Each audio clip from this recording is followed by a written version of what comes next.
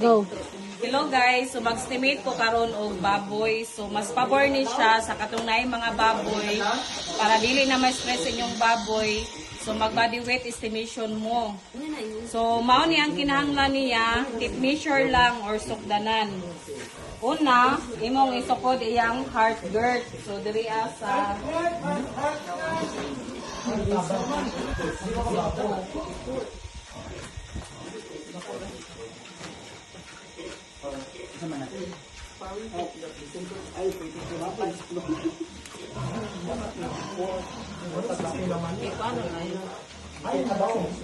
Manganak na siya ba? Manganak.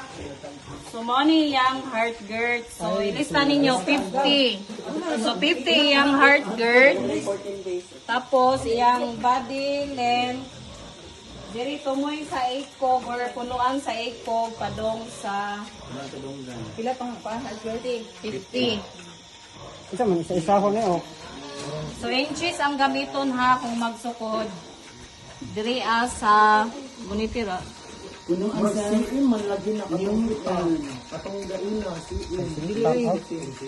So, dire po siya sa may donggan straight linya. So, 60 ang iyang sukod.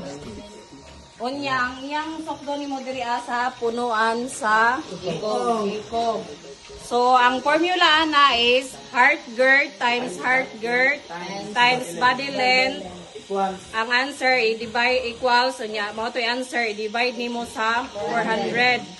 Pwede po nim pag after sa result ato, i-divide na po nimo og 2.2 kay pounds man to siyang result.